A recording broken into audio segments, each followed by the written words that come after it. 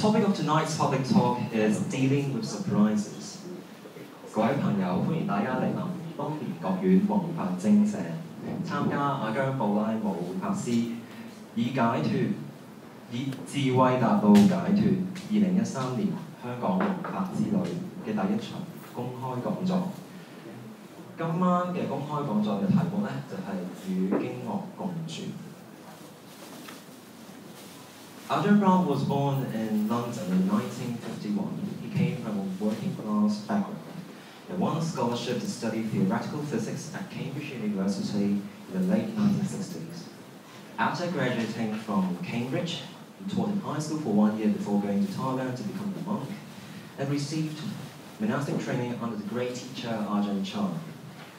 Currently, Ajahn Brahmavamso is the abbot of Bodhinyana Monastery, which was established in 1983 in Serpentine, Western Australia. Bodhinyana means the wisdom of enlightenment, and the monastery is named after Ajahn Brahmava's master, the Venerable Ajahn Chah. Ajahn Brahmavamso has written 3 books, including Opening the Door of Your Heart, Mindfulness, Bliss and Beyond, a Meditator's Handbook, and The Art of Disappearing, Buddha's Path to Lasting Joy. 然後咧，容許我簡介一下法師。阿姜布拉姆咧係喺1951年喺英國倫敦出世，出生喺一個勞動階層家庭。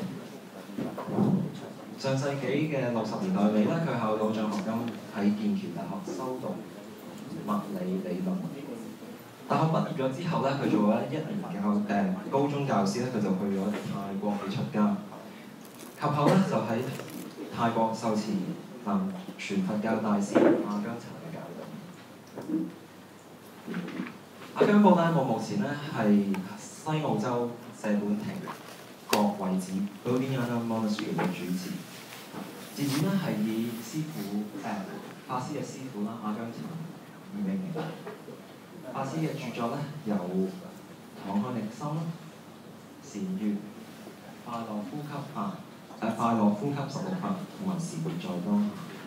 Tonight's talk is now being live broadcast on Channel B, so we welcome the audience now at Wang Fa Jingzhe to write down your questions on paper and pass it to volunteers around.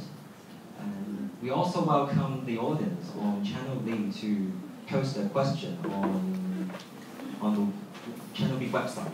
Yeah. And then later on, our volunteer will collect the questions and pass it to me. And yeah, so please, if you have any question, please pass your question or submit your question before 8:30. 咁今晚嘅講座咧，其實都係喺 B 頻道做現場直播嘅。我哋歡迎咧B 頻道嘅網上聽眾同埋我哋現場喺弘法精舍嘅聽眾咧，都去向法師係提問係啦。咁如果係在場嘅聽眾咧，歡迎大家係喺張紙上面寫低嘅問題，喺8點半之前咧係去交你嘅問題紙俾我哋現場員工。So without further ado, let us give a round of applause to warmly welcome Venerable Ajahn Brahmavamso.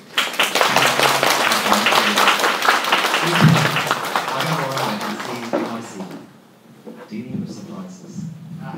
Very good.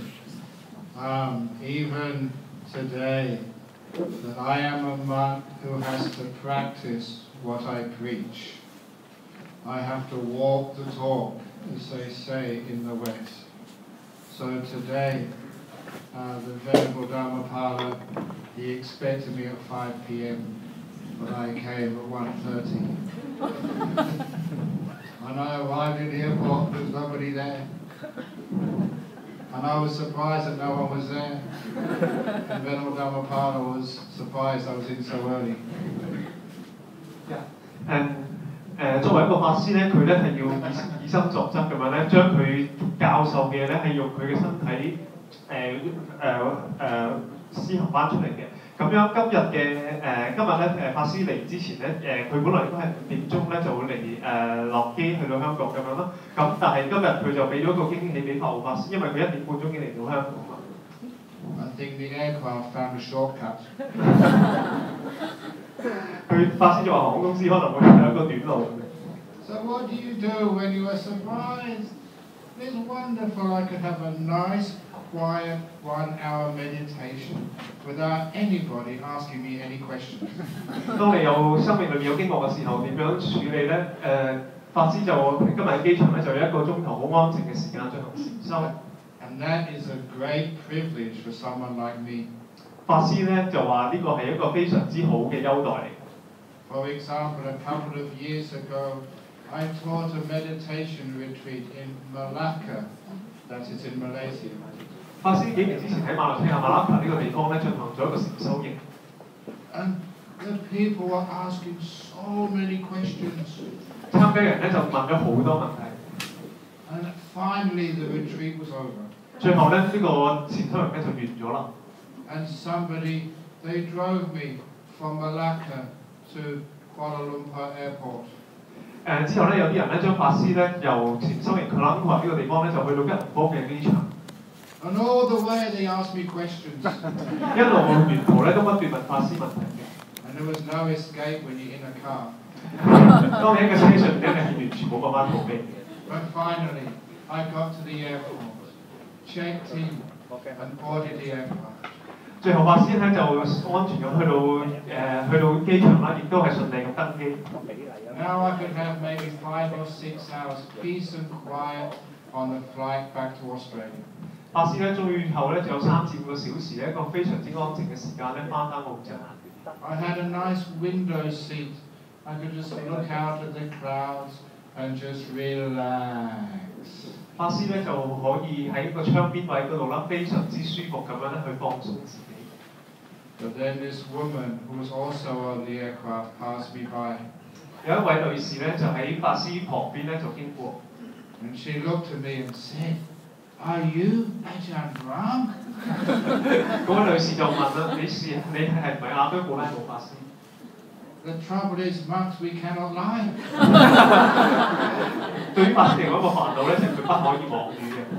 So I said yes, and she said, "Oh, I've always been wanting to ask you some questions." 法師就話係啦，咁個女士就話咧，其實我一路以來都好想問你問題。And I said, "Oh well, it's such bad luck for you because there's another passenger sitting next to me." 法師就話啦，你非常之唔好運啦，因為有第2個乘客坐喺我隔離。I thought I was safe.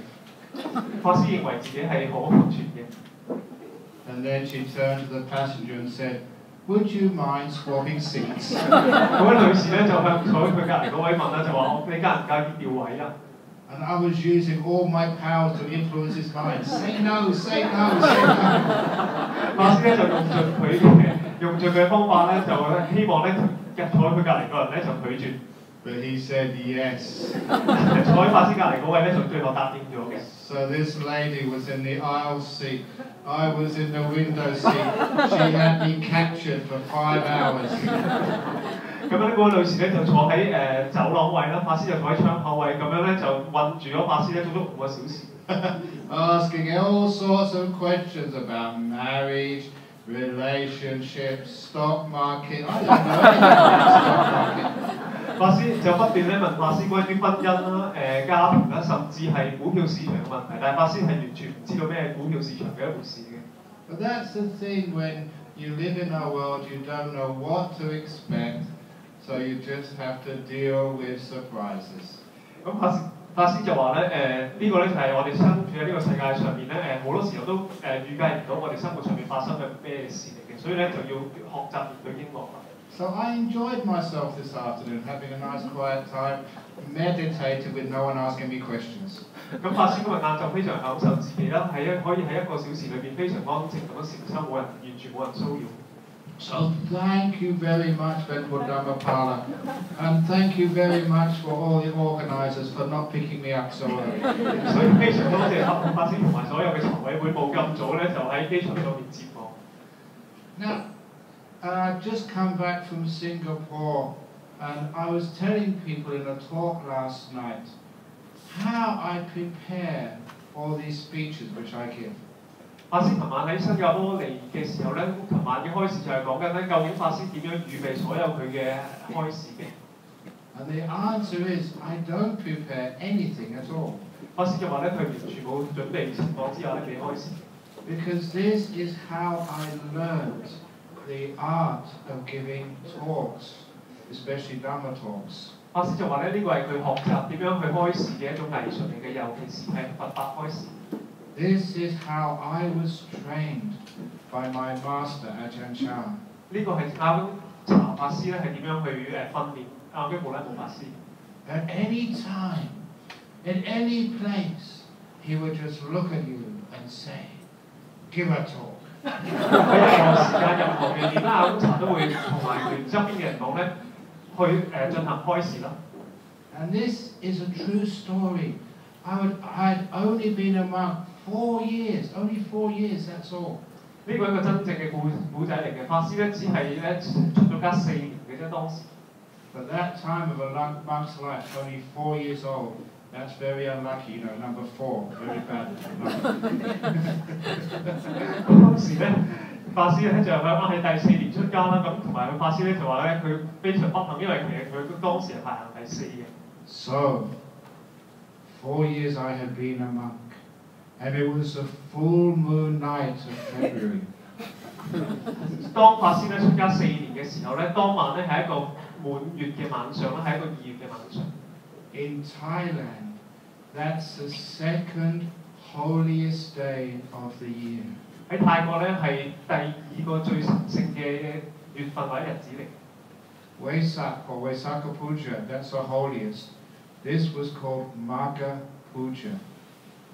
咁樣咧，法師就話咧，係 Saka Puja 嚟嘅，咁嗰個特別嘅共爭嗰個晚上咧就叫Saka Puja。And all the monks who were disciples of Ajahn Chah would all go to his monastery, and maybe 6, 7, 8,000 people would come that evening to listen to Dhamma talk.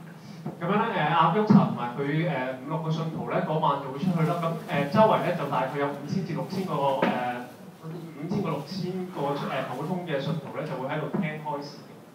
On such an important occasion, we all expected Ajahn Chah to give the talk. 喺一個咁重要嘅場合上面咧，大家都非常之期待去阿姜查去進行開示。But that evening, he decided someone else should give the talk. 但係嗰個晚上咧，阿姜查決定咧，第2個人咧就應該要進行開示。What he would do, he would look along the line of monks, and if his eyes stopped at you, that was it. 阿姜查進行嘅咧就係咧，佢咧就用對眼咧就向排行咗一列嘅出家人咧就一路望過去啦。當佢嘅眼神咧停喺某個法師上面咧，嗰位法師咧就係嗰位幸運兒啦。And this is exactly how it happened. His eyes went down the line, it came to me, and it went past.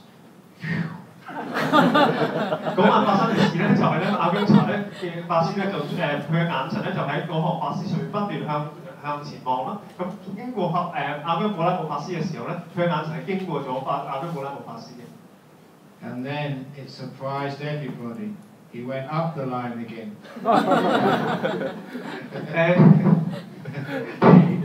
特別發生咗嘅咧係咧佢咧之後咧就行落咗去成行出家人嗰度咧，就行到去法師前面前。And he stopped at me. Brahmavamso, get up and give the talk. 咁阿姜查咧就喺法師面前就話啦，阿姜布拉姆請你起嚟進行開示啦。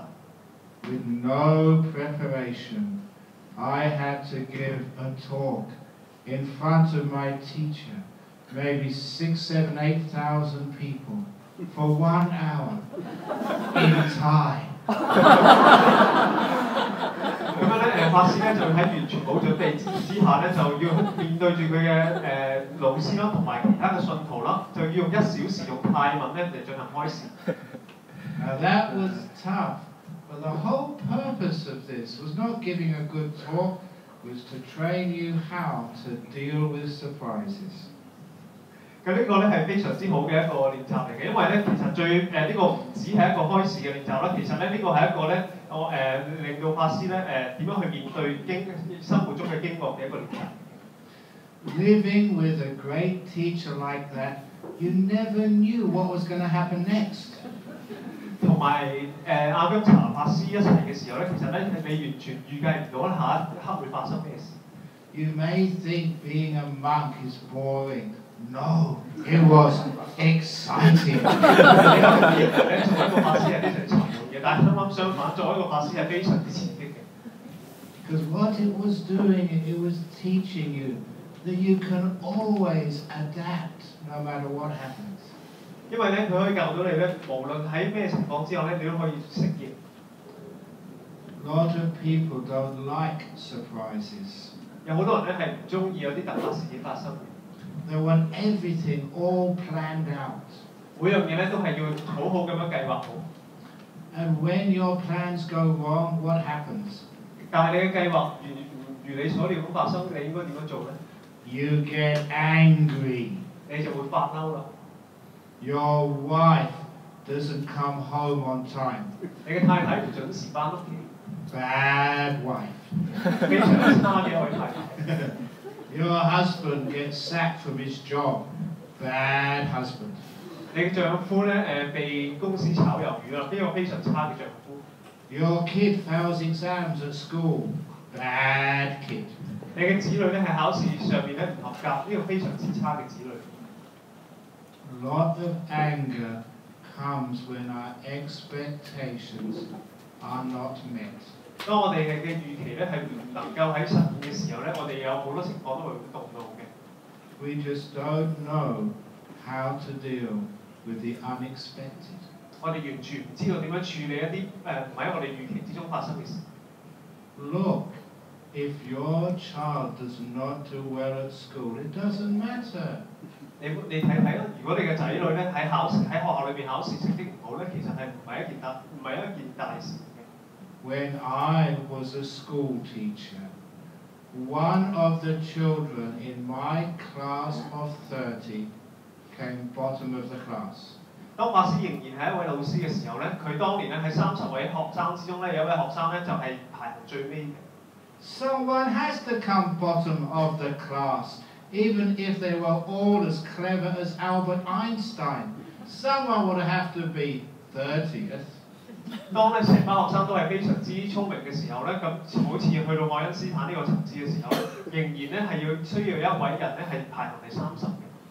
So when I gave out the report cards, and this child saw he had come bottom of the class, he got depressed and very afraid. What will my parents do to me tonight? 當法師咧當時嘅法師咧就將成績表交俾呢位學生嘅時候咧，佢就非常之抑鬱啦，同埋非常之唔開心嘅。咁佢心裏邊諗啦，今晚咧我嘅父母會點樣對我咧？ They will probably shout at me, take away all my privileges, make me work twice as hard. Oh, this is going to be a very bad night. 可能咧佢會將所有之前對我嘅優待咧完全褫奪咗佢啦，或者咧係會對我非常之差嘅。And all my friends are going to call me a dummy, stupid, idiot, because I came bottom of the class. 我周邊所有嘅朋友咧都會話我係一個蠢材啦、笨蛋啦，因為我係排包尾嘅。When I looked at him, he was depressed. He was upset. He was, well, not really suicidal, but getting there. 當我望到佢嘅時候咧，其實佢非常之抑鬱啦，同埋非常之意志消沉。So I'm a Buddhist. You can't let somebody suffer like that without being compassionate and teaching them some wisdom. So I went up to talk to him. 作為一個佛教徒咧，我哋唔可以喺到人哋受苦嘅時候咧就置諸不理啦。所以咧，當時法師咧就用佢嘅用佢嘅悲心咧同佢嘅智慧去教導呢位學生。I decided to teach him about the Buddhist idea of bodhisattva. 我就教佢咧佛教裏邊嘅關於菩薩嘅教導。You know bodhisattva? A bodhisattva, they don't think of themselves. They sacrifice their happiness, they sacrifice their comfort, they can even sacrifice their whole life for the happiness of others. 一個菩薩咧係會為咗其他人咧犧牲自己嘅快樂啦，犧牲自己嘅利益或者犧牲自己嘅幸福嚟造福其他人嘅。So I told this child who came 30th, you are Bodhisattva. You sacrificed your happiness on purpose becoming 30th, bottom of the class, so none of your friends will have to suffer what you're going to go through tonight from your parents. 你其實咧因為你排第30啦，你嘅犧牲咧其實係造福咗其他嘅學生，令到佢哋翻到屋企嘅時候咧唔需要俾任何家長咧去受到責備。All your friends, they're just selfish, thinking about themselves. You are the person who thinks about others. 所有其他學生咧都非常之自私，淨係諗住自己，唯獨是你一個咧係為咗其他人嘅幸福嚟着想嘅。And I said, I am going to talk to the headmaster, and I am going to recommend you for the school's Bodhisattva of the Year prize. 咁咧我就同校長推薦咧，你去攞一個獎，呢個獎咧就叫做年度菩薩獎。Wouldn't that be wonderful in Hong Kong if every school had Bodhisattva of the Year prize? 如果喺香港咧，每間學校都有呢個年度菩薩獎嘅話，會唔會係一個非常好嘅事咧 And when this child looked at me, he looked at me as if I was the crazy one. 當呢個學生聽完之後咧，佢望住我咧，佢以為咧當時嘅法師係一個傻咗嘅人。But at least he laughed and he didn't feel so sad. 最後呢位學生其實最後都係可以放懷歡笑啦，完全可以減低咗佢嘅憂傷。But I did give him some advice. I said, in this school, you're only allowed to be the Bodhisattva once. Next year, let someone else come bottom of the class.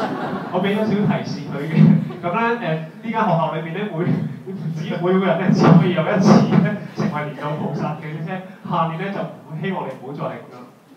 So that is a good example of how to deal with the unexpected. He didn't think that he'd come bottom of the class. So how are you going to deal with it? 呢個咧其實係一個非常處理咧喺我哋生命當中所有嘅預計唔到嘅驚愕嘅時候嘅情況嚟嘅。咁當我哋遇計唔到嘅時候，應該點樣做咧 Whatever happens in life, if you are wise, if you are mindful, if you are kind, whatever happens, you're ready for the unexpected. 如果我哋生命之中咧，我哋咧係有我哋係有智慧咧，我哋有正面同埋我哋有一個平和嘅心嘅話咧，其實咧面對所有嘅驚愕嘅情況咧，都係可以非常之鬆容面對嘅。Look at my life. My life is full of unexpected moments. Who would think that I would ever have to wear makeup? 睇啲法師嘅生命咧 Did you expect that? 睇啲法師嘅生命啦，法師嘅生命裏邊咧，其實咧佢充滿住好多不能預計嘅情況之下，法師完全不能預計嘅。Last month I was in Korea. Twice I had to go on TV. Before you go on TV, have to have makeup. 上個月咧，法師就去咗韓國嗰度弘法啦，咁佢有2次上電視嘅機會啦。佢上電視之前咧就需要化妝嘅。I don't know why they want monk on TV. 我完全唔了解點解佢哋需要一個法師喺電視上面出現。And that was national TV. It was the KBS. 仲要係 KBS 呢種國營電視台添。But even more than that, many times I've had to go to dinner in the evening when I can't eat anything at all. 仲有好多情況之下咧，法師係要出去食晚餐啦，但係佢係唔能夠食晚餐嘅。And in Singapore, they had a big dinner, and for me, it was so much torture. 喺新加坡嘅時候咧，法師咧就其他人就邀請法師去晚餐啦，但係對法師嚟講呢個係非常之一個大嘅煎熬嚟嘅。8 courses of delicious Chinese food. I could see it, I could smell it, but I couldn't taste it. 8碟嘅中國菜啦，法師可以睇到佢啦，可以聞到佢啦，但係咧係唔可以食落口上嚟嘅。I had to watch everybody else eat. 法師要望住其他人不斷咁食。But you have to do this, obviously, to support good causes. 但係咧你係要為咗一啲好嘅目標理想咧，你係要進行呢件事。But one of my biggest surprises was how many years ago now? I think it was there was Commonwealth Games held in Melbourne. It was like sports, like a mini Olympics. And Queen Elizabeth from England came. 好多年前咧，喺澳洲墨爾本咧有個當時嘅共和國嘅一個體育活動嘅城市啦。咁當時咧伊麗莎白呢位女王咧都係有出席。And I received in the post an invitation to a state dinner with Queen Elizabeth. 法師嘅郵箱上面咧收到一封邀請函咧，邀請法師咧就去同埋伊麗莎白女王咧一齊進行晚宴。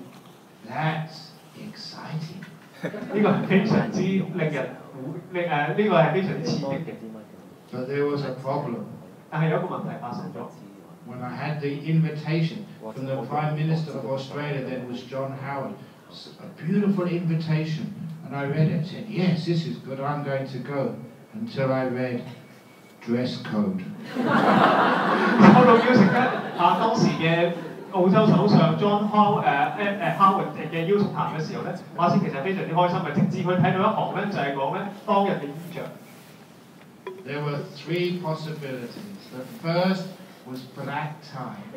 有3個可能性啦，第一個可能性咧就係要穿着黑色嘅領呔。Now, I'm not used to going to these things. I thought, is that all you have to wear, just a tie and nothing else? 法師係完全唔習慣呢啲場合嘅，咁法師就問啦，係咪真係要着黑色嘅領帶嘅咧 No, what they'd be very surprised if people did that. 佢哋咧如果真係咁樣做嘅時候咧，其他人法師如果咁樣做嘅時候咧，其他人就真係會覺得非常之驚啦。No, but somebody explained to me, black tie means you have to wear a black jacket, a dark jacket, and trousers and a nice white shirt. That's the meaning of black tie. 咁咧，其他人咧就向法師解釋啦。黑色領帶其實嘅意思咧就係唔止係領帶嘅，即係仲要咧係着黑色嘅西裝啦、黑色嘅褲啦，同埋嘢咧要着黑色嘅恤衫。I haven't got any of those things, so I couldn't go with black tie. 我完全咧係冇任何呢啲嘅衣服啦，所以咧我係唔能夠着黑色嘅領帶佢。The second choice was military uniform. 選擇咧就係軍服。A monk can't have military uniform. 呢個法師係唔能夠有軍服嘅。And the third choice was called long dress.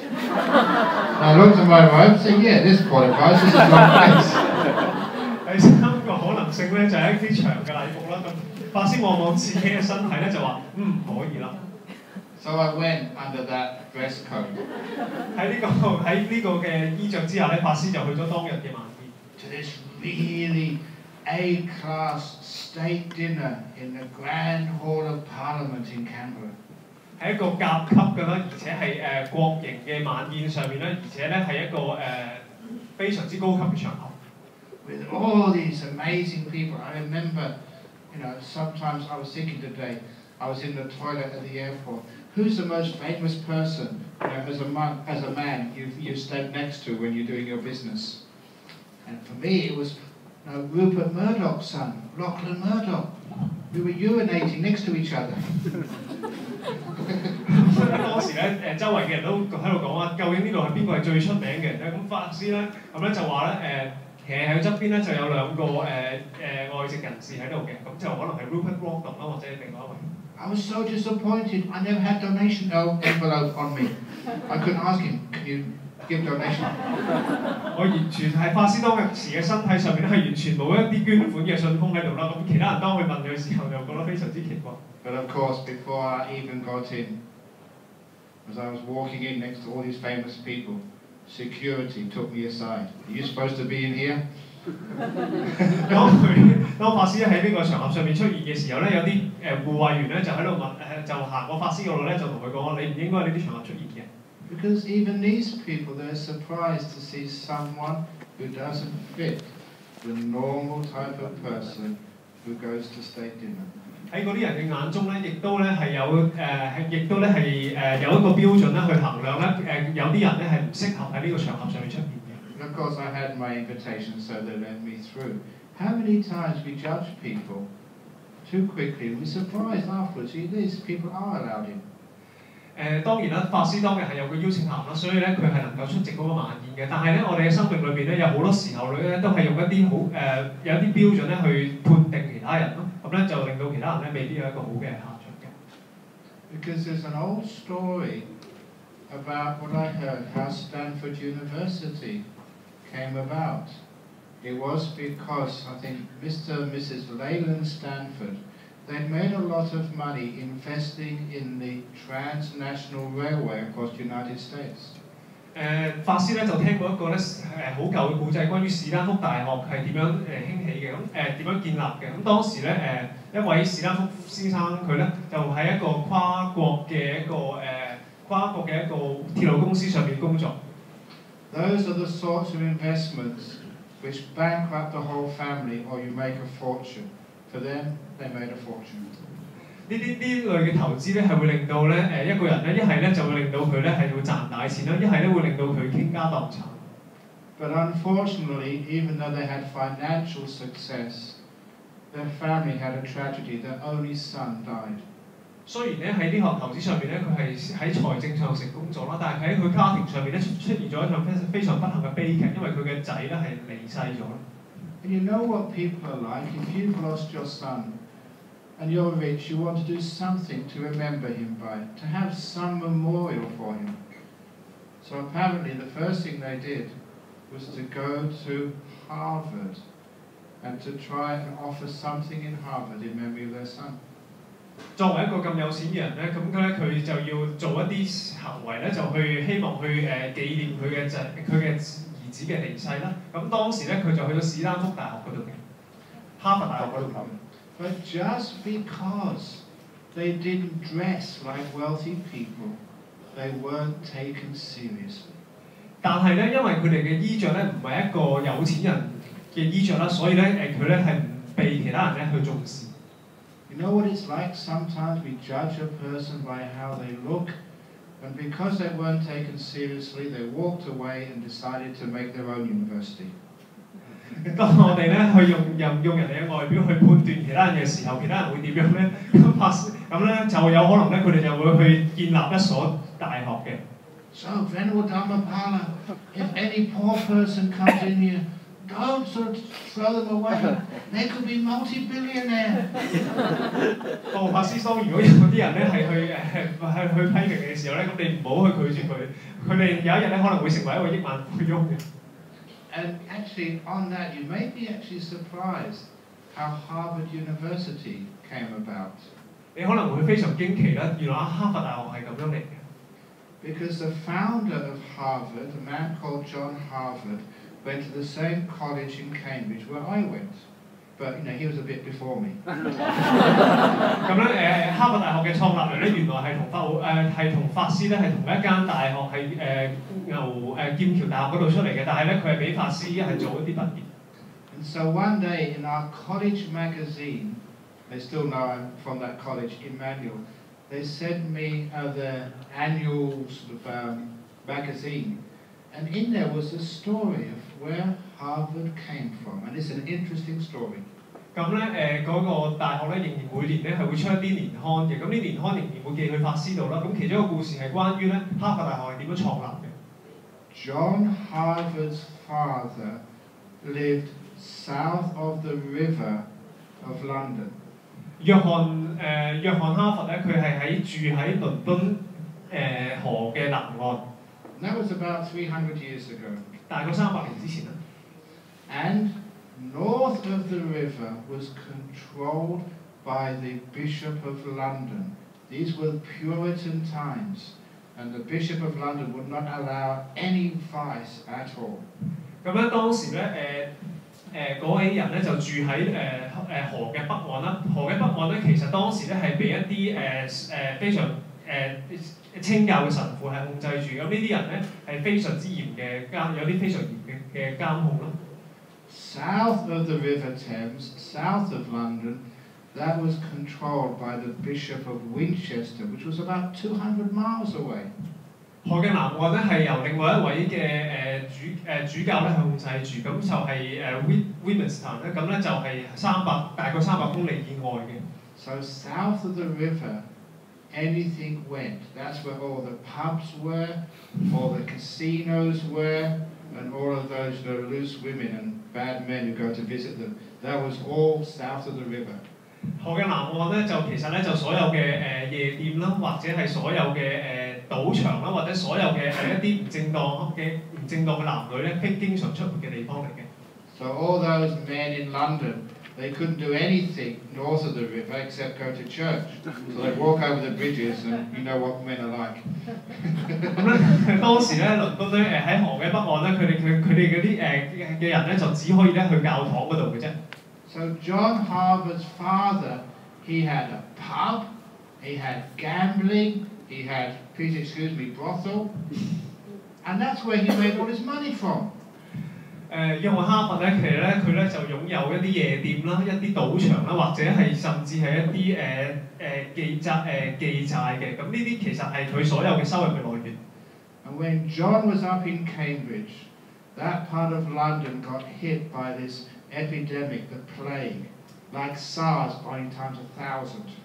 當時咧倫敦嘅泰晤士河南岸咧就俾一場瘟疫所蔓延啦。咁呢場瘟疫咧就係好似當年香港嘅沙士咁樣嘅。And all of John Harvard's family died in London. He was the only one left because he was up in Cambridge. 約翰嘅家人咧，其實咧喺佢場瘟疫裏邊咧全部逝咗，只有剩翻咧約翰一個人咧，因為佢當時咧係喺劍橋大學。So he inherited all the money, migrated to United States, and built Harvard University on the profits of prostitution, gambling, and alcohol. 咁樣咧，約翰就承繼咗佢家人所有嘅遺產啦。咁佢用呢啲由記債啦、賭場啦同埋夜店所得嚟嘅收入咧，去興建咗，去過咗美國興建哈佛大學嘅。Is anyone who went to Harvard here? 有冇人啲在座各位有冇人去過哈佛大學 ？Embarrassed. But that's sometimes even history is unexpected. We never really understand where these things came from, and when you hear it, you can understand that's truth, but it's always unexpected. 歷史上咧，其實咧都有非常之多係不能預計嘅事情發生啦。但係佢發生咗之後咧，我哋就會話：咦，點解會發生嘅咧？ But the main thing I wanted to present in this talk is that you can deal with anything, no matter what happens in life. 今次嘅開始咧，希望咧其中一個重點咧就係咧，希望大家知道咧，無論大家喺生活裏邊咧發生咩事嘅時候咧，其實我哋都係我哋都係唔能夠完全去處理到嘅。And the only way to do that is never have hard and fast plans. Be careful of the danger of plans set in concrete. 唯一可以做到嘅咧，就係咧，千萬不可以有任何嘅預先嘅計劃啦，千祈唔好令到呢啲計劃咧去喺我哋生活裏邊實現嘅。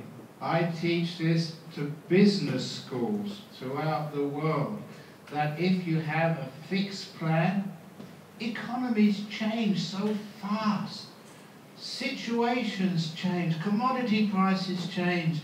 There's so many things change so quickly. If you can't adapt, you will lose. 法師喺商學院上面咧都係咁樣教呢啲學生嘅。千祈唔好去計劃任何嘢啦，因為咧無論係所有嘅樓價又好啦，商品價格又好啦，甚至係所有嘅事情都好啦，係不斷咁變化嘅。我哋係不能夠去真係去預期佢，我哋唯有去適應佢嘅啫。And how can you adapt when you stick to plans? 當我哋如果係有計劃嘅時候，而我哋點樣先可以適應咧？ You are just following what should be, rather than what is. 我哋咧只去跟從住咧，我哋應該點樣做，而唔係應該係點樣做。So you may have a plan, but keep it so rubbery, you can bend it backwards at any moment. 所以咧，我哋雖然係要有計劃，但係呢個計劃咧要非常之有彈性嘅。我哋無論去到咩情況之下都可以轉彎。As for me, I prefer not to have many plans at all. 對於法師嚟講咧，法師咧就喜歡咧係完全冇計劃嘅。When I don't have plans, things go wrong, like not being met at the airport. 當法師冇計劃嘅時候咧，好多事情都係唔可能錯誤地發生啦。譬如咧，法師咧就冇人去接佢咁樣。But when I do make plans, things go wrong anyway. 但係當法師有計劃嘅時候咧，事情同樣地會出錯。You make a plan, it goes wrong. You don't make a plan, it goes wrong. Either way, it goes wrong. So I prefer not making plans and enjoying life before it goes wrong. 所以咧，無論你有計劃同冇計劃都好啦，我哋嘅生命仍然都係會出錯嘅時候咧，法師咧就喜歡咧係完全唔計劃嘅。法師就喜歡完全唔計劃啦。In Buddhism, in Dharma, we call this being open to the uncertainty of the future. 喺佛法裏邊咧，就呢個咧就係叫做咧對於不能確定嘅將來咧係去有一種適應力。It's being fearless. We're not afraid of the future. 呢個咧係完全冇驚慌嘅狀態嚟嘅。So many people are so afraid they try to control the future with plans. 有好多人咧係非常之驚嘅，佢嘗試去用計劃咧控制佢將來。And that is the cause of number one, anxiety, and number two, disappointment. 呢個咧亦都係咧呢個咧亦都係憂慮嘅主因啦，亦都係咧令到大家失望嘅主因嚟嘅。We always are so anxious. What will happen if? What will happen if I'm going to get cancer? What will happen if the person I love the most in life is going to die? What will happen if no one meets me at the airport and I'll be stuck there? I've got no money, can't make telephone call. I might be stuck there until, when am I going back? I think it's about 10 or 15 days. 咁咧好多情況，生活好多情況之下咧，都會有好多呢啲嘅事發生啦。咁咧就大家都會好擔心咧，究竟我哋會唔會有癌症啦？我哋會唔會俾我哋嘅伴侶拋棄啦？甚至咧，我哋有冇人去機場度接我？咁當我哋冇錢冇電話嘅時候點算咧 ？How many of you are anxious? Yes. 大家在座各位咧喺生活上面有幾多人係非常之焦慮嘅咧？ You worry about the future, which will always surprise you. 你去擔心你嘅將來咧，但係你嘅將來咧係永遠咧對你為你咧就係做大量嘅驚喜嘅。You worry about things, most of which do not happen at all. 你非常擔心咧有好多將來完全唔會發生嘅事。I learned that when I was about 9 years of age. I had a dentist appointment. 當法師9歲嘅時候咧，佢就學習咗呢一個人生嘅一課啦。佢當時咧就去睇男醫嘅。And that was about 50 years ago, when going to the dentist was like being interrogated by the CIA. 50年前咧，當佢見牙醫嘅時候咧，就其實咧就好似咧就去俾刑事即係去俾幫辦去盤問咁樣。Those drills were not like the high-speed, really sharp, painless ones they have today. That was like, have any of you seen those old drills they do by the hand? It wasn't quite like that, but close. 咁當時咧就唔係好似而家咁先進嘅儀器啦，就咧當時咧係用嗰啲非常之舊嘅鑽啦去轉咁嘅，但係非常之緊。And as they did give you an injection, that needle was so blunt because they would reuse the needles. They did, time and time again. By the time they got to you, that was blunt. 當時咧嘅針孔咧係會不斷咁重複使用，而且係掘咗㗎啦。咁當好多人用過嘅時候咧，去到法師嘅情況之下咧，成支針管咧其實咧係已經係鈍咗㗎啦。I was only a little 8 or 9-year-old child, so I was terrified of going to dentist. 當時法師只係9歲嘅啫，所以咧法師非常之驚咧就去見牙醫嘅。So one day when my mother told me, you have to go to dentist tomorrow, you don't go to school, I was very, very anxious. 當法師嘅母親同佢講，佢聽日咧就唔去返學啦，就去睇牙醫嘅時候咧，當時咧法師咧係非常之驚嘅。I tried everything I knew to get out of it. 法師當時用盡任何方法咧去逃避。Everything I knew as an 8-year-old, crying, hiding, making threats. 咁法師當時知道嘅嘢，只係一個8歲小朋友知道嘅嘢，就係喊啦、扭計啦，同埋咧就去恐嚇其他人。trying to make my mother feel guilty. You don't love me. You can't care for me if you send me to torture. 令到佢嘅媽媽咧感到非常之內疚咧，你同佢媽媽講，你完全唔關心我，你完全唔照顧我，你送我去受苦。But nothing worked. That night I never slept well because I was worried sick about going to dentist the following morning. 但係咧，法師做嘅任何嘢咧係完全冇效嘅。咁當晚咧，法師非常之驚，完全瞓唔着啦。第二日咧就去見牙醫啦。And she dragged me to that dentist, literally kicking and screaming. 咁咧，佢嘅媽媽咧就直情咧係要拉佢去見牙醫啦，直情咧係要去嗌咧，同埋要去扯佢咁樣嘅。When I got to the dentist surgery, I found my appointment was cancelled because the doctor was sick. 當佢去到牙醫診所嘅時候咧，佢就發覺佢嘅預約咧係取消咗，因為咧當日嘅牙醫咧係唔舒服。All that anxiety, suffering, losing sleep, and it never happened. 所有嘅失眠啦，所有嘅驚恐啦，完全係不兌現嘅。Has that happened to you many times in your life? 在座各位嘅生命當中，係咪都曾經咁樣發生過咧？ Haven't you learned your lesson yet? 你喺當中有冇攞到你嘅教訓咧 Stop being anxious. You don't know what is going to happen. 請你哋唔好再擔心啦，你係永遠唔會知道未來係會發生咩事嘅。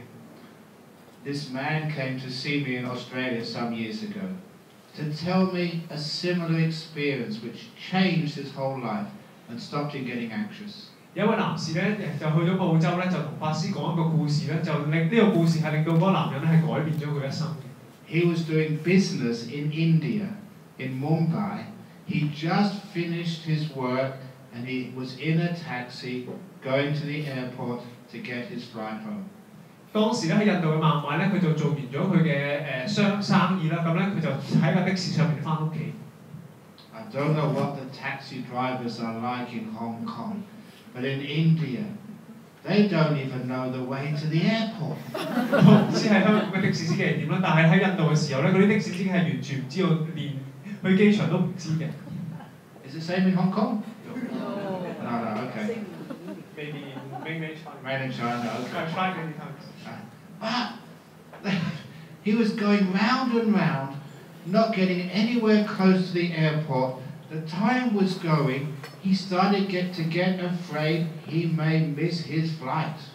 架車不斷咁樣兜圈啦，咁就不斷咁樣浪費時間，不斷咁過嘅。咁佢睇緊個手錶嘅時候咧，佢就驚啦。咦，佢可能會耽誤咗佢嗰班，錯過咗佢班飛機嘅喎。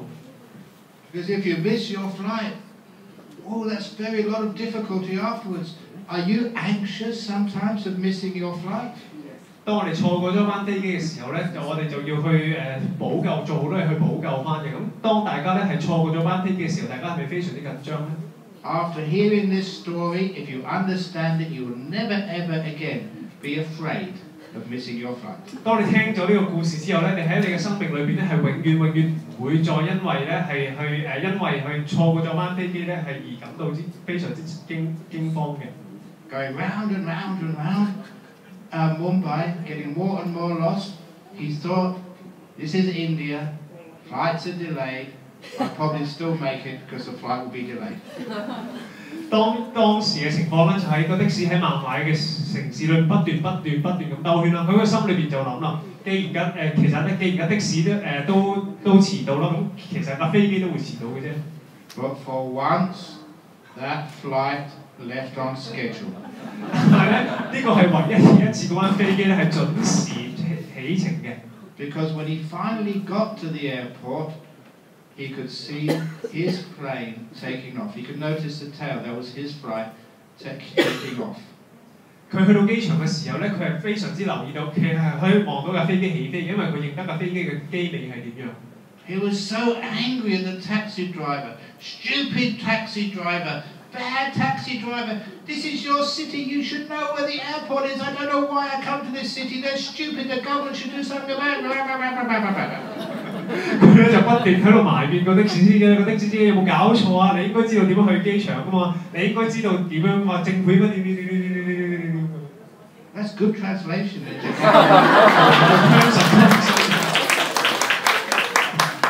So he was shouting at a taxi driver, and this is true story. He noticed his plane come down. It crashed with everybody on board killed. 當佢埋怨緊呢個司機嘅時候咧，當時咧佢企喺架佢喺遙遠望到個飛機起緊飛嘅時候，其實佢最後咧係墜落咗落嚟嘅。咁機上面所有人咧，其實咧成架機墜咗落地啦，同埋所有嘅機上面嘅人都未喊嘅。Wonderful taxi driver, you're so take a 500 rupees tip. You're so lovely. I love you so much. You're great. Thank you. 非常偉大嘅的士司機啊，非常之感謝你，我俾500盧布你，多謝你。Because if the taxi driver had got him to the airport on time, he would have been on that plane. He would be dead. 如果當時嘅的士司機係準時嘅話咧，佢就會上咗嗰班飛機啦。咁後果係點樣咧？嗰個人咧就已經咧離世啦。And he said from that day on, he's never afraid anymore of missing his plane. 由嗰日開始咧，佢係完全唔擔心咧係錯過自己嘅航班嘅。Because missing his flight saved his life. 因為咧，其實錯過咗班飛機嘅時候咧，係救咗佢一命。So why be anxious about anything? Whatever it is doesn't go according to plan. That could have saved your life. 所以點解我哋要擔心咁多咧？其實咧，我哋有好多時候咧，真實際發生嘅事咧，同我哋嘅計劃係完全唔相同嘅，甚至有啲情況咧，係當嗰件事唔如我哋所料嘅時候咧，佢反而救咗我哋一命。The future is full of the unexpected. 未來咧係充滿住一啲不可預計嘅因素。You cannot predict it. 我哋唔能夠去預計任何嘢。I know that here in Hong Kong, you are famous for your fortune tellers. 我知道喺香港呢個地方咧，其實咧係一啲幫人述算嘅人咧，就係非常之有名嘅。That's crazy. My advice to you: never trust a poor fortune teller. 呢啲咧其實係一啲非常之匪夷所思嘅嘢嘅。咁法師對大家提示就係話，永遠咧唔好相信呢啲述算嘅人。Check them out first of all. Do they drive a big Mercedes or Rolls Royce? How many sports cars have they got? Do they live in some small apartment or some big house in a nice community? If they're only living in small apartment with a small car or even bicycle, if they can't tell their own fortune, how can they tell yours? 我哋咧要去睇清楚睇清楚呢啲人嘅底細先。我哋睇下佢咧係咪揸勞斯萊斯啦，係咪揸住一啲非常名貴嘅房車啦，或者係擁有啲非常豪華嘅豪宅嘅。如果我哋發現咧佢係只係一個擁有啲非常之細嘅一間屋，同埋一個過住啲非常簡樸嘅生活嘅時候咧，佢其實咧係完全唔能夠咧去講出到自己嘅將來係點樣，咁何況講其他人嘅將來咧 But you know, sometimes people come and see monks to ask for their fortune to be told. 但係咧有啲人咧就非常之奇怪地會問法師咧佢嘅將來係點樣嘅。Especially monks who are known to have good meditation. 尤其是咧係禪修技巧非常之高嘅法師。So sometimes, many times, people have come to me and say, Ajahn Brahmavamso, you've got good meditation. I know you can do this. Can you tell my future? 有好多情況咧，有啲人咧就向阿姜布拉姆法師就問我阿姜布拉姆，我知道你係一個有非常之好嘅禪修技巧，你可唔可以同我講個將來點樣啊？ I would say, certainly I can tell your future. I'm so kind. You always have to be open and look after people. So I say, yeah, I can tell your fortune for you. 所以咧，法師就話啦，當然我可以啦。咁我就同你講，你將來咧，當你係非常之友善同埋對人非常好嘅時候咧，其實呢個就係你嘅將來啦。I always tell them, I give them the same advice. Everyone, I tell the fortune, I say the same thing. Sir, madam, your future is uncertain. 任何所有人咧都係講呢個相同嘅提示嘅。其實你嘅將來咧係完全係唔能夠確定嘅。And I've never made a mistake yet. 100% success. I'm always right. 法師咧喺呢個預計係完全未試過有任何嘅出錯嘅。Because that is the truth. The future is uncertain. 呢個咧係一個不能夠取代嘅真理嚟嘅。When you understand that, that is a wonderful thing, which means that you can push the future this way, push the future that way. It's not determined. It is in your hands to make a good future or let it be a bad future. 當我哋知道呢個事實嘅時候咧，其實咧我哋係非常之呢樣嘢係非常之好嘅，因為咧我哋嘅將來咧係可以隨住我哋咧行左或者行右都可以啦。咁其實咧就喺我哋嘅手上邊嘅。In Buddhism, it's called the law of karma. 佛法嚟講咧，呢個係一個業力嘅定律。This is not some plan written out by God. It's not some fate written in the stars. You have full power to change your life, to go left or to go right, to make happiness, to make peace, to make a beautiful world, or to make a terrible world. It's not fated. It's so uncertain. Otherwise, you would never know about surprises. 呢個唔係上帝咧預早計劃好嘅一種將來啦，或者咧係所有嘅星座咧幫大家計劃好嘅，而我哋嘅將來咧係其實咧係我哋喺我哋嘅手上邊啦，無論行左或者行右都好啦，都係由我哋自己去控制。呢個唔係一種定命論嚟嘅。But people don't like surprises because they don't know, they're not confident enough to deal with them. They all want everything all set out, what is going to happen, when it's going to happen, how it's going to happen. 咁樣咧，但係有好多人咧喺佢生命上面咧係唔能夠接受呢啲咁樣嘅出乎意料之外嘅事情發生啦。佢哋要知道嗰樣嘢係點樣發生啦，幾時發生啦，同埋係如何發生嘅。That's why they have horoscopes. One day on my birthday in Perth, one of my disciples decided to give me as a birthday present my horoscope for that year. 呢個咧就係星座點樣緣起啦。法師喺拍師嘅時候咧，有一位信徒咧就有一位徒弟咧就幫佢獻咗一份禮物俾法師咧，其實就係一本星座書嚟嘅。And he read the horoscope out in public. 咁咧佢就公開宣讀咗呢個星座書裏邊嘅內容。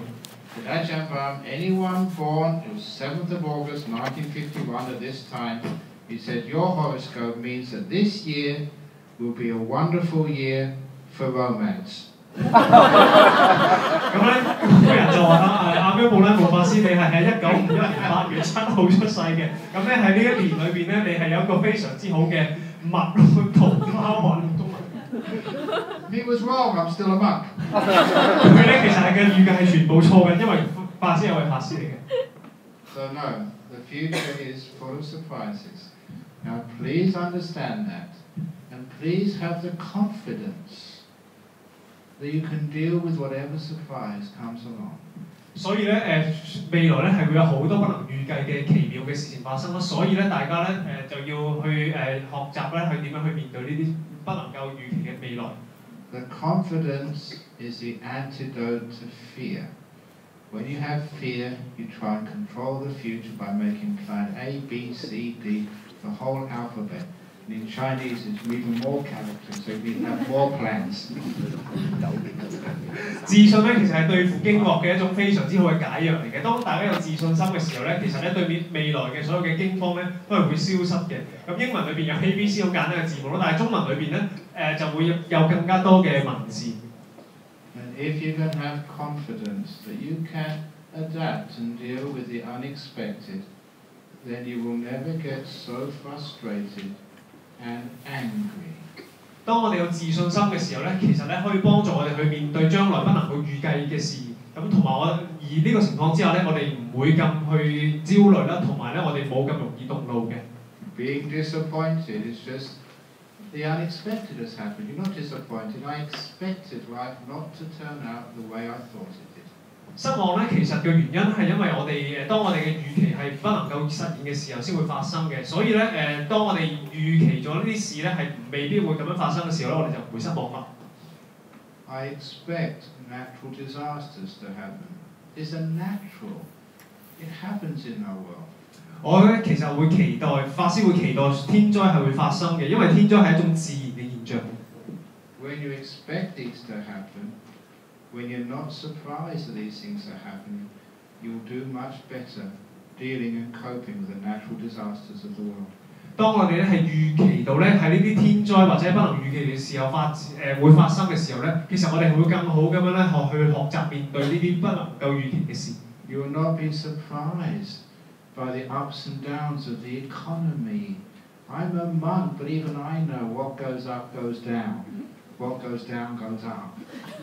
咁咧其實咁樣嘅時候咧，我哋就會學習到點樣去面對不同情況人生上面嘅高低起落啦。咁作為一位法師咧，或者係經濟上嘅高潮低潮咁啦。作為一位法師咧，其實法師都知道咩係經濟嘅高峰同埋谷底咁樣嘅。And you're not surprised when somebody dies. We all die at any time. 咁咧，你亦都會咧能夠非常之鬆容咁面對自己嘅死亡，因為我哋咧喺任何時間都可能會離世嘅。So, when you get phone call or SMS saying your grandfather or uncle has died, can you say, I expected that? 當我哋收到一個電話或者一短信喺度講緊咧，我哋嘅舅父其實已經離世嘅時候咧，我哋能唔能夠面對呢啲咁樣嘅不預期嘅事情咧？ Even if a child, a nephew dies, can you say, I expected that too? 當我哋其中一位親戚嘅兒子離世嘅時候，我哋可唔可以好有同自己講話？其實其實呢樣嘢喺我嘅預算之內咧。If you can say that, then you're understanding the truth about this life. 當我哋能夠咁樣去講到嘅時候咧，其實咧我哋已經知道咗生命裏邊其中一樣非常重要嘅事實。You expect surprises. That's life. 我哋咧會期待咧生命上面好多奇妙嘅事情發生嘅。And then you find instead of being upset and crying your eyes out, getting really, really upset because the stock market has gone down, you've lost a lot of money. When you're not surprised, then you can adapt. 當咧我哋能夠唔去感到傷心啦，或者係感到同埋去喊嘅時候咧，其實咧我哋會知道咧係點樣去應付咧呢啲突如其來發生嘅事啦，包括咧係當股票市場咧不斷咁樣去跌嘅時候咧，我哋知道佢點樣面對佢。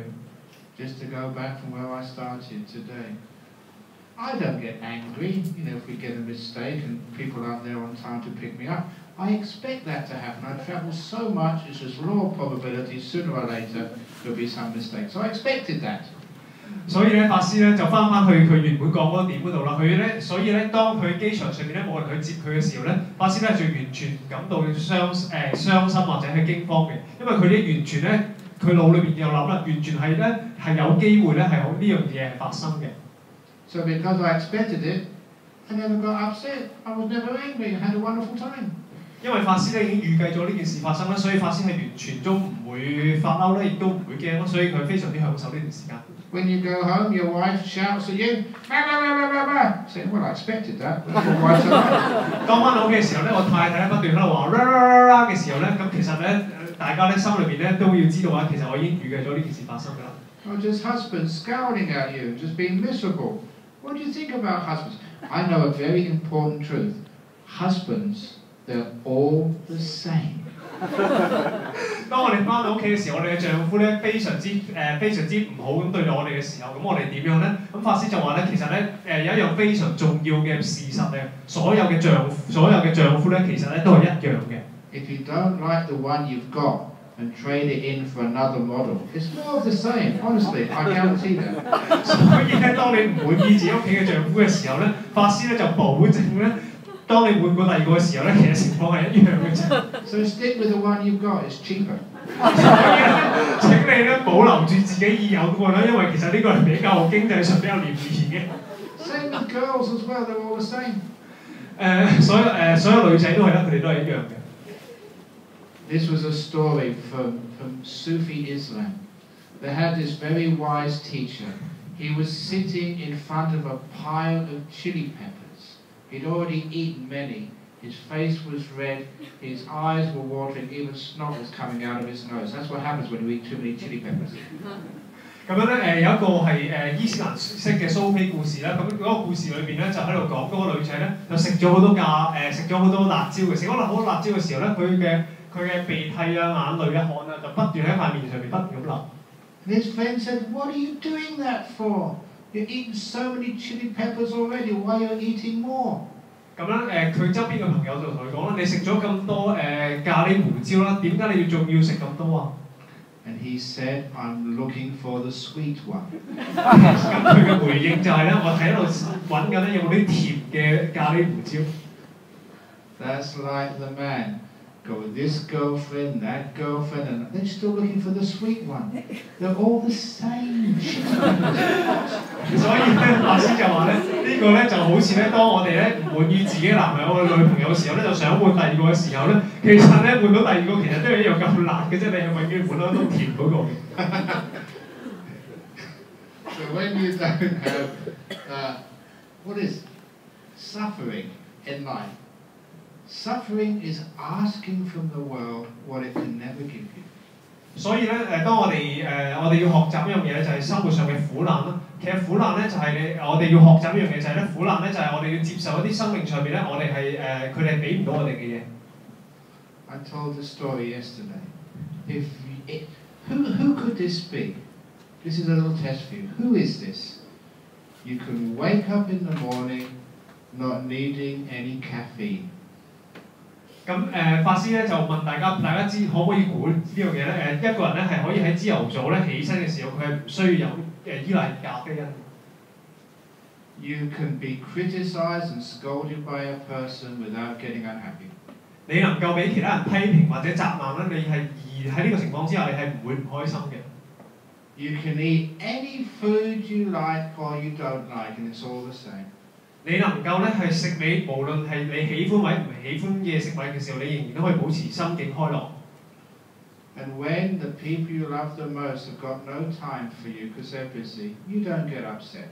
當咧你生命裏邊你非常之喜愛嘅人咧，佢冇時間俾你嘅時候咧，你嘅心境仍然係維持住非常唔會唔開心嘅。You can relax without alcohol and go to sleep without any drugs. 你能夠喺完全冇酒精嘅情況之下咧，去放鬆同埋去休息瞓覺。Who is that? 究竟呢個係咩人嚟嘅咧？ And the answer is the family dog. 答案咧就話係咧隻家庭裏邊呢個家庭裏邊嘅一種護衛狗。You wake up, you don't need a cup of coffee or tea to get you going. People can scold you, you're still happy with them. You can eat anything.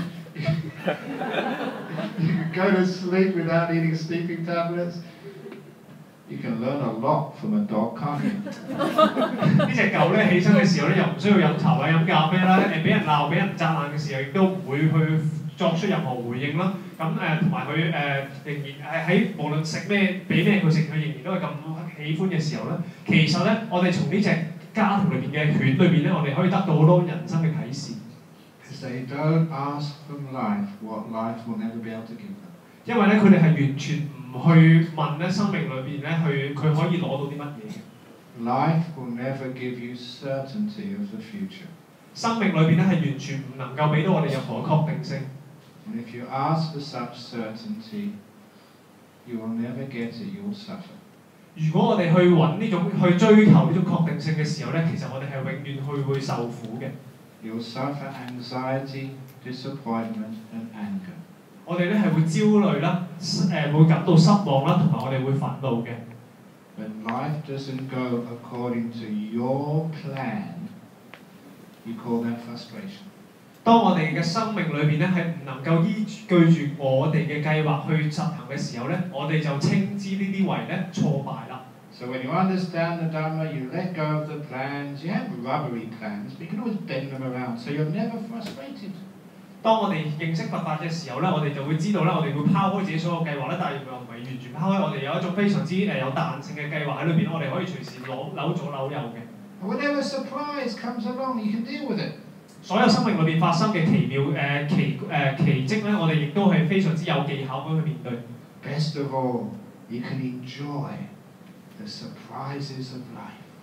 其實最奇妙係咩咧？我哋係可以享受生命裏邊所有嘅奇妙嘅事情。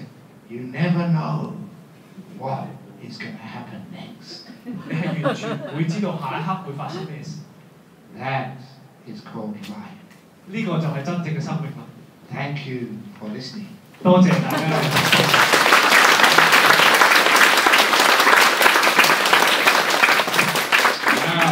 surprise me with some questions. 好啦，而家就俾法師所有驚喜啦。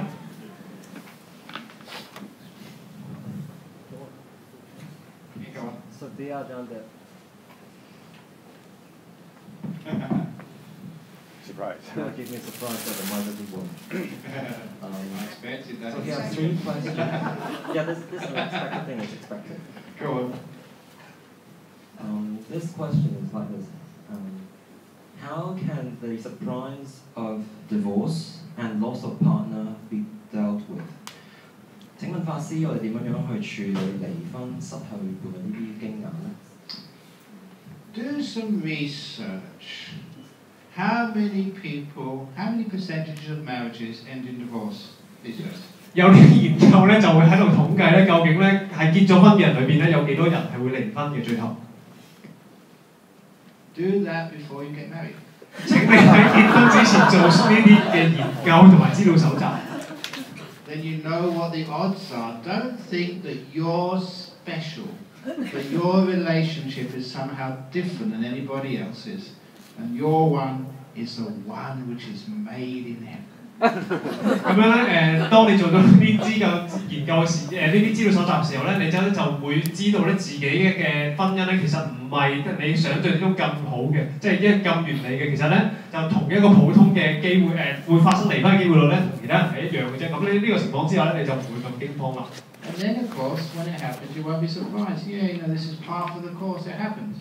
咁咧你就唔會咁驚啦。咁當離婚發生嘅時候，你就唔會咁失望嘅驚咁樣。But even better than that, if you know that many marriages end in divorce, that means you will never take your relationship for granted. 咁更加重要嘅係咧，當你知道有咁多人係結咗婚之後離婚嘅時候咧，你更加會珍惜咧你自己已經面前擁有嘅所有嘅一切。Which means that both partners will put far more care and effort into maintaining that relationship. 個啟示係乜嘢咧？就會咧夫妻雙方咧係會更加咧佢會投入去付出去維係呢段關係嘅。When you go into a marriage thinking, yes, we love each other, we're going to be together forever, and you don't put any further effort into the marriage, of course it's going to end. 當開頭嘅時候咧，就喺度講話大家忠心就會愛護對方啦，相愛對方啦。但係如果你之後咧係完全係唔去俾任何嘅即係唔能夠去繼續維持呢段嘅俾更多嘅力量落去維係呢段關係嘅時候咧，其實咧你係唔能夠去維係呢段關係嘅。So when you expect the possibility of divorce, it will happen much less. 當你咧係知道咗咧有離婚呢個機會率嘅時候咧，其實離婚呢件事會發生真正發生嘅機會咧係會減低咗嘅。Okay, next question. What is a successful life? 請問乜嘢係成功嘅人生 A successful life is to be richer beyond your wildest dreams. 最成功嘅人生咧就係咧喺你嘅所有最狂野嘅極限之外咧，你係之內咧，你係達到最富有嘅狀態。When I was young, I thought you had to have money to be rich. 當我係細嘅時候咧，我就當時認為咧，我要富有咧就係要擁有好大量嘅金錢。And now I find I am richer beyond my wildest dreams. I am more rich than any of you in this room. 但係咧，法師而家呢一刻咧就知道咧，佢咧係比我哋在座當中所有人咧係更加富有嘅。佢比佢當時咧當時細個嘅自己咧嘅想像咧係完全超出咗嘅。As for me, some very rich people, they've got an estate. Look at me. I've got a country estate in Australia. I've got a townhouse in Northern Ireland. I have got a free apartment in Hong Kong. I have got another free apartment in Singapore. And I have many monasteries throughout the world. My apartment, I have dinner with the Queen of England. I could go on TVs. I am rich monk. 你望一望法師咧，法師咧佢自己喺西澳洲咧擁有一個擁有一個原裝啦，佢喺西澳洲亦都擁有一個非常大嘅寺院啦。咁咧佢喺文化精舍佢喺香港呢度咧，亦都有佢自己間房啦。新加坡咧亦都咧有人去，都有一個自己嘅獨立嘅房間。咁咧佢咧亦都能夠同埋英國嘅伊麗莎白嘅女王咧一齊去進展嘅。佢咧就係一個非常富有嘅人啦。I've got no credit card, no bank account, no shares, nothing. Even today when I was stuck in the airport, I went to because in Singapore airport they've got free phones. I thought I may be able to find a free phone to actually to call, but they only had to pay I think one Hong Kong dollar. I didn't even have one Hong Kong dollar to get out of trouble. 法師咧今日嚟嘅時候咧，其實咧佢嚟到香港嘅時候咧，佢都係咩都冇啦。咁佢連咧1蚊入去公眾電話度打電話呢筆錢都冇嘅。但係佢亦都冇所有嘅股票啦，冇信用卡啦，冇所有嘅銀行戶口啦，所有呢啲嘢都冇嘅。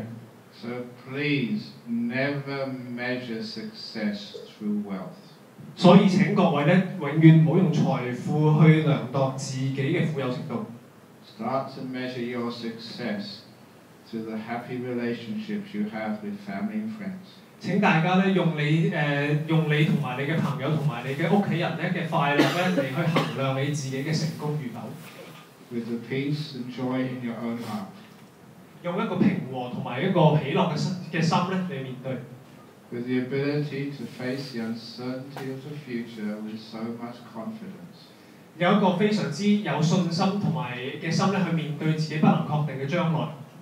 To look at surprises, not as things to be avoided, but things to be welcomed, which gives the source of life.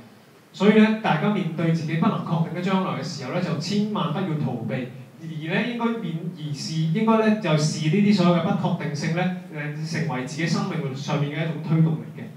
And just before you die, you know this was a life well lived. You die with no regrets. That is a successful life. 當你臨終嘅一刻咧反思嘅時候咧，當你知道你自己咧反思呢一生嘅時候咧，能夠做到咁樣嘅時候咧，你咧就有一個非常成功嘅人生啦。When you die with no money left because you've given it all away, try and get it so just the last dollar is just gone when you have your cremation. 當你離世嘅時候咧，其實咧你銀行戶口裏邊最後呢1蚊咧，其實都會離你而去嘅。Don't leave it to your kids; they will waste it. 千萬唔好將呢筆錢咧去俾你嘅仔女，因為佢哋係會揮霍咗佢嘅。And it's true. It's better your children learn to appreciate through hard work rather than just depending upon their mum and dad. 呢個咧係一個非常之真確嘅事實啦，千萬咧唔好咧千萬要你嘅仔女要學習咧所有嘅嘢咧都係要用自己雙手嚟賺取翻嚟。You came into this world with nothing. You leave with no wealth, but with the wonderful experiences of your life, the good karma, the wonderful memories, the great acts of merit, giving, kindness, compassion. That's what you go out with. That is how you measure success. 我哋兩對雙手白白咁嚟到呢個人生咧，離開嘅時候亦都係雙手咁離開嘅。我哋剩低嘅係乜嘢咧？只係一個非常之好精彩嘅人生經歷啦，同埋我哋一啲非常之好嘅業力啦，或者咧係我哋做過所有善業咧都係會殘留落嚟嘅。咁咧大家請用呢啲嘢咧去量度自己人生嘅成功與否。Very good.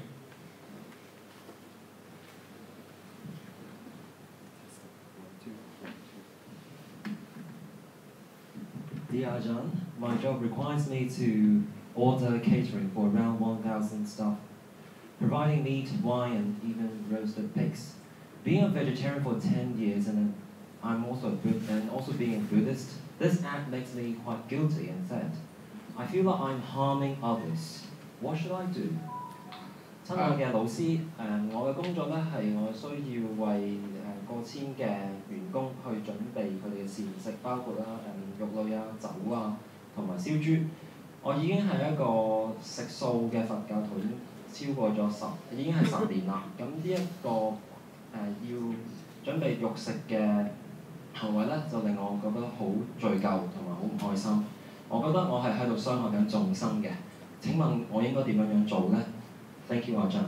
多謝老師。Very good.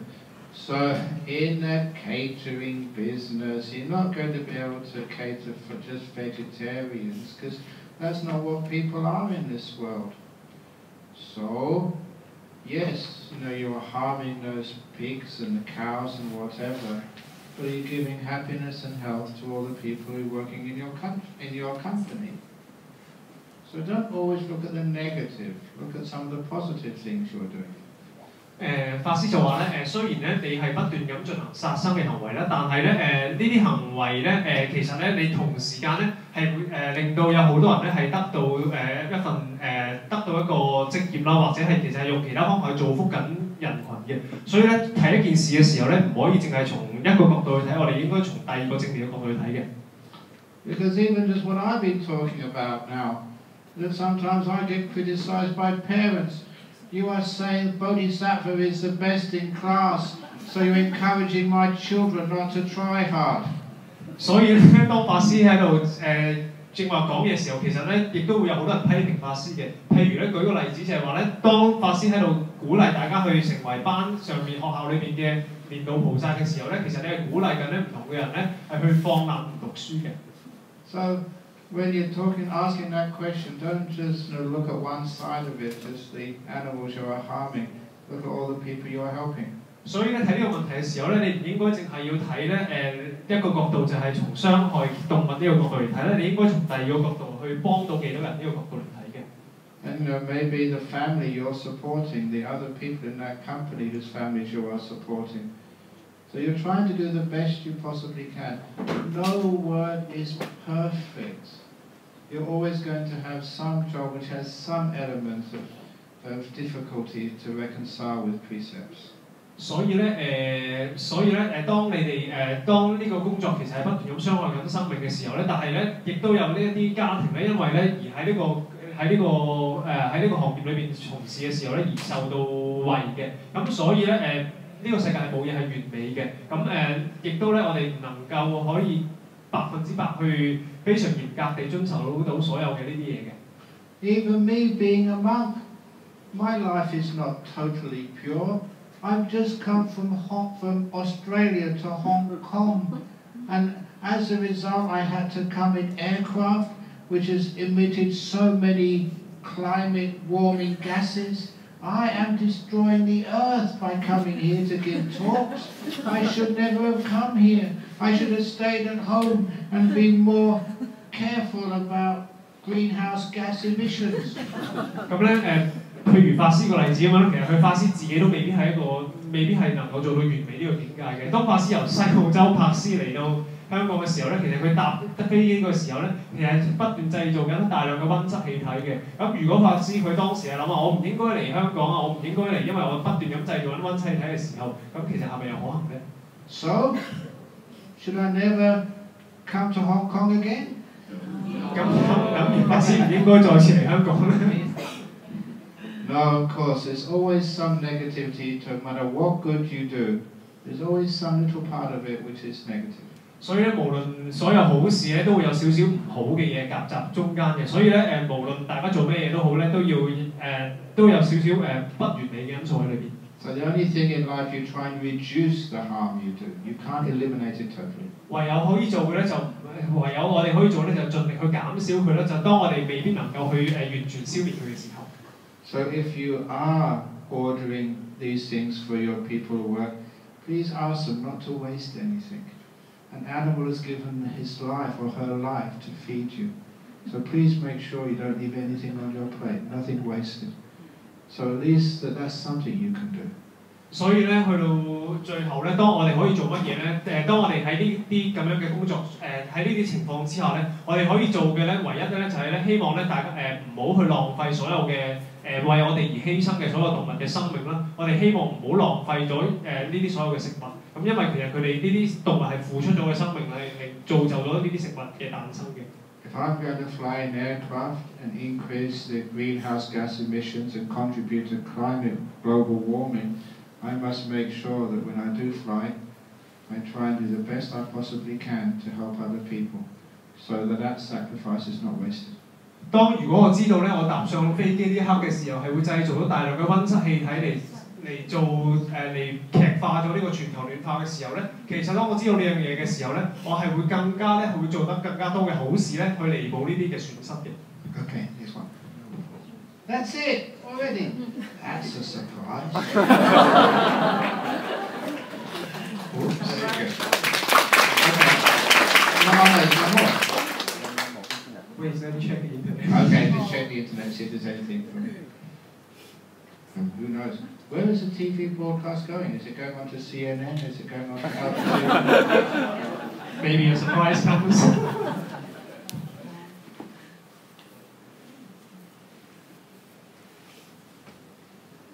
You know, my favorite button on the computer is the delete button. I love that button. 我先喺電腦裏邊咧最喜歡嘅掣咧就係一個 delete 掣啦。You deleted it all. Well done. Okay, doesn't matter. There's many more talks, many more evenings, so many more opportunities to ask questions about all sorts of things. Now, recently, somebody asked me the question in public: what do monks wear under their robes? 唔緊要，因為咧，其實咧，除咗今晚之外咧，亦都有好多個晚上咧，俾大家咧去發問所有嘅問題嘅。咁樣其中一個經常問法師嘅問題就係法師袍下面究竟係做緊咩嘅咧 ？Being cheeky monk, I said, in Buddhism we say, don't just believe, come and see. Passive. Don't just believe. 法師嘅回應咧就係話咧，你自己嚟睇。Don't become and look at me. Become a monk yourself and find out. 法師就話咧，你自己去出家，你就會自己揾到呢個答案。Any more questions? One question from. Okay, so. You mentioned that suffering is asking the world what the world cannot give you. How would you define, or in your perspective, what would be happiness? 頭先法師講咧，其實痛苦係因為我哋追尋一啲世界度俾唔到我哋嘅嘢。咁我就請問法師，咁如果痛苦係追求一啲世界度俾唔到我哋嘅嘢，咁幸福係乜嘢咧？開心係點形容咧？ I would say happiness is like a natural state which we keep on destroying when we ask for things which the world can't give us. 快樂其實係一個非常自然嘅狀態，但係如果我哋係不斷咁樣去問追求呢個世界上面其他嘢，去問世界上有咩嘢更加好嘅時候咧，其實我哋不斷咁減損緊我哋嘅快樂嘅。You can be so happy, but when you expect something of your partner they can never give you, that destroys your natural happiness. 我哋其實可以好快樂嘅，但係當我哋咧去要求我哋嘅伴侶為自己做到某啲嘢嘅時候咧，其實我哋係喺度減損緊自己嘅快樂。You can have a really happy morning as you walk through the bus to go to work and you find the bus is late. You're allowing that to destroy your happiness. Why do that? Buses are late. 當我哋咧係非常之快樂咁、開心咁去離開自己屋企去等巴士嘅時候咧，而當個巴士係你遲到嘅時候咧，咁我哋咧當個巴士呢樣嘢咧去令到大家唔開心嘅時候咧，其實咧我哋就要問自己啦，點解要令呢件事令到自己感到唔快樂咧 ？If you want to know a great secret of happiness, lower your expectations. 如果你要知道一個快樂嘅法門嘅秘密嘅時候咧，你要知道一樣非常重要嘅嘢，請你降低你所有嘅期望。Lower your expectations of the Hong Kong public transport system. 香港公共交通系統嘅要求降低。Lower your expectations of government. 對政府嘅期望降低。Lower your expectations of yourself. 對自己嘅期望亦都降低。And learn how to love yourself as you are, not how you expect it to be. 要學習點樣去愛惜自己本身係點樣咧，而唔係去要求自己去做成自己期待嘅樣子。If you can do that, you have a very peaceful, happy life. 當我哋能夠咁做嘅時候，我哋能夠有一個非常之平靜同埋快樂嘅人生。Now, all these teachings which I have been giving over the years, they do go far and wide, and if now you go on Harvard Business School blog, you will find advice given to top businesses called lower your expectations. 法師咁多年嘅教導咧，其實佢已經傳播咗唔同嘅地方㗎啦。咁其中一個地方就係哈佛大學商學院嘅一啲網誌上面啦。而啲網誌上面咧，其中咧一個法師嘅教導嘅就係咧降低你所有嘅期望。One of the causes of the GFC was that too many businesses raised their expectations of their own profit margins, raised the expectations and demands on their staff. They were unattainable, which is one of the reasons why the economies collapse. If you lower your expectations, you will find the businesses can be more sustainable. 喺 GSC 上面咧有好多嘅公司咧，其實咧佢要求佢嘅員工咧係會達到一啲非常之高，而甚至係不能夠達到嘅一啲指標嘅。但係咧其實咧當如果間公司能夠將呢啲嘅指標或者目標降低嘅時候咧，其實咧呢個公司咧其實係會能夠更加可持續地維持落去。I didn't get this from Harvard Business School. Harvard Business School got it from me. 呢樣嘢咧唔係法師從哈佛大學商學院上面學翻嚟嘅，呢樣嘢咧係哈佛大學商學院從阿姜布拉姆法師身上學翻嚟嘅。Sometimes I'm amazed that just some of these things which Buddhist monks say are so powerful, so true, that they go into these places which should be the experts, but no, they actually.The monks and the nuns, they're the experts. 有時候咧，法師會感到非常驚奇，因為咧原來一個佛教嘅僧人講嘅係非常竟然係會咁有力量同會咁真實，而呢啲佛教法師講嘅説話咧，而甚至可以去到某一啲咧，好似商學院咁樣嘅程度嘅咁專業嘅層面嘅地方咧，都可能夠出現到嘅。Because you know it works. I don't know why. I think it may be because monks and nuns.Now, we live outside the box. Our lifestyle is very strange. Because we live outside the box, we can actually think outside the box. When you're inside the box, how on earth can you think outside it? 因為咧，其實法師嘅生命其實已經係一個跳出框框嘅生活出嚟㗎啦。所以咧，可能因為咁樣，佢哋嘅思維亦都係非常之同人哋唔同嘅。佢能夠跳出框框咁樣去思維。So please, if you want to have a happy life.Lower your expectations. So you have a wonderful life. 所以懇請大家，如果希望有一個快樂嘅人生嘅時候咧，請降低自己所有嘅期望。咁如果做到呢樣嘢嘅時候咧，你能夠會有一個非常之快樂嘅人生嘅。Another question. Yeah, here comes another surprise. This is from the Dean of Harvard Business School. Maybe the Buddhist school. How does one cultivate compassion when a close family member is an addict, destroying their life and hurting people around them? 當屋企親人對一啲嘢沉迷上癮嘅時候咧，傷害到自己嘅生命，亦都傷害緊身邊嘅人。對於咁嘅情況，我哋點樣培養慈悲心呢？ Okay, whenever there is an addiction.The first step to overcoming that addiction is realizing that there is a problem. 當我哋要面對呢啲成癮行為嘅時候咧，首先要做嘅嘢咧，其實咧就要知道咧，其實已經係有一個問題發生咗咯。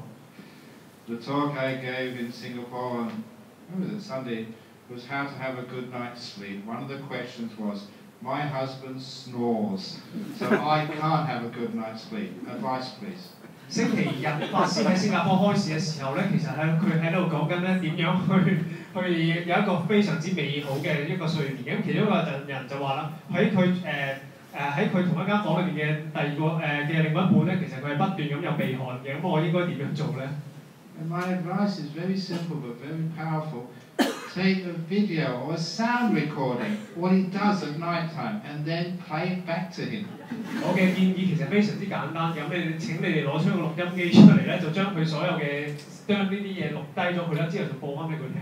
Because when I snore at night, I don't hear me. I'm fast asleep. I don't know what the problem is. 因為當我瞓着咗而有鼻鼾嘅時候，我係完全唔知道呢個問題發生嘅。So it's actually confronting the person with the problem. 所以咧，其實咧，我哋要話俾嗰個有問題嘅人咧，其實有個問題發生咗。If the addiction is to drinking, take a video of them when they're drunk and put it on Facebook or YouTube. 如果佢哋沉迷飲酒嘅時候，請你將佢哋飲酒呢個行為咧就錄咗佢之後擺上 Facebook 或 YouTube。Because when a person is drunk, they just don't know what they're doing.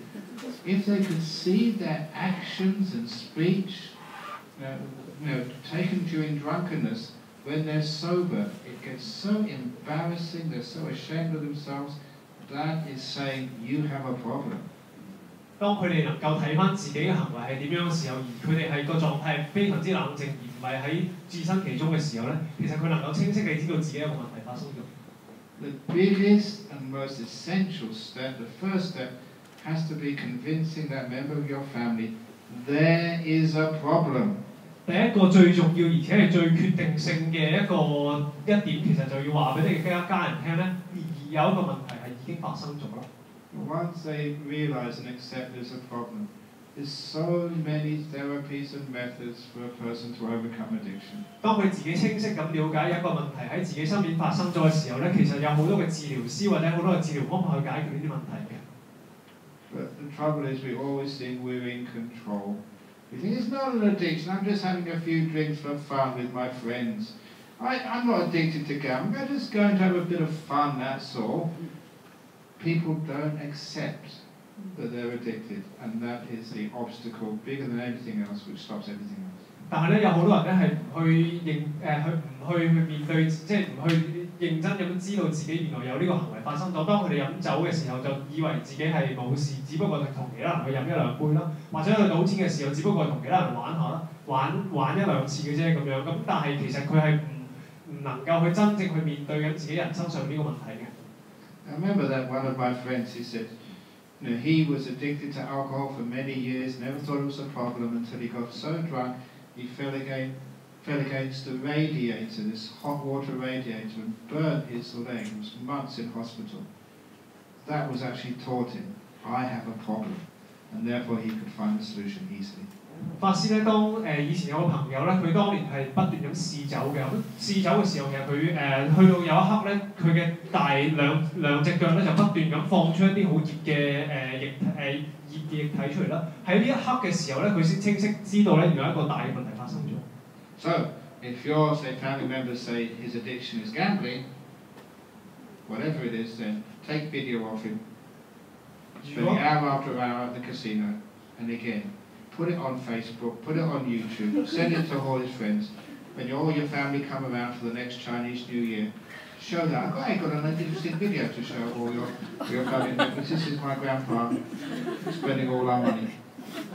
當如果有屋企裏邊有成員係有呢啲成癮行為，譬如賭博嘅時候咧，請你將佢哋喺賭場上面嘅行為咧，用影機咧嚟錄影咗佢之後擺上去網上面 YouTube 或者 Facebook。之後或者過農曆年嘅時候咧，請你將呢啲嘢咧就去展示俾你嘅親人朋友睇啊，原來佢係咁樣嘅。That's done out of compassion to show there is a problem.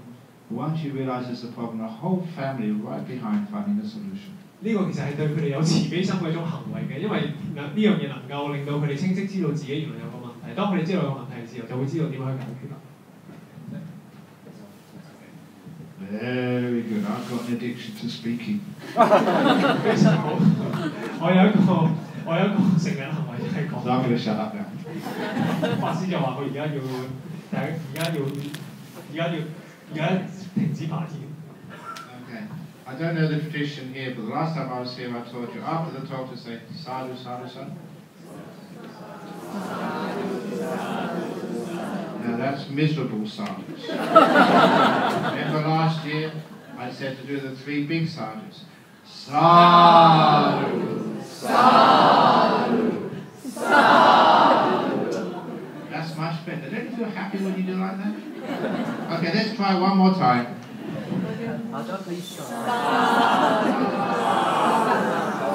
Sadhu. 剛才法師就問咧，我哋係咪有個傳統咧？開示完嘅時候咧係會做任何嘢㗎？咁我哋正話咧坐喺度嘅大眾就同法師講係我哋會講沙都3次嘅。咁法師咧剛才就善哉善哉善哉3次。咁法師就話咧，剛才就話咧，我哋係咪真係咁樣做？咁法師咧就舉起手，我要大家要大聲啲，沙都沙，善哉善哉善哉咁講。Yeah, because then when passers by come past the temple, they think, wow, there must be party in here. I'm coming in. 咁其他人經過寺院嘅時候，可能會認為咧有一個派對喺呢度進行緊，我想入嚟。Then you get more people come to the temple. 咁就會有更加多人嚟到寺院啦。If you say sadhu, boring, depressing, must be a funeral going on. 當我哋用非常低沉嘅聲音講善哉善哉善哉嘅時候，其他人可能會會以為咧呢度係一個葬禮儀式進行。Okay, so any announcements? I just wonder if you say goodbye to this world in this life, we won't be sad. We will say we will be happy and have a party and say sadhu to you. 頭先我同法師講笑就如果係法師同呢個世界講拜拜嘅時候，好似佢以前教落咁樣，我哋會係好歡喜咁樣去憶念佢嘅教導，亦都會係去讚美善哉，即係去講善哉嘅。So here are some announcements and let us give it a round of applause to thank Ajahn Brahmavamso.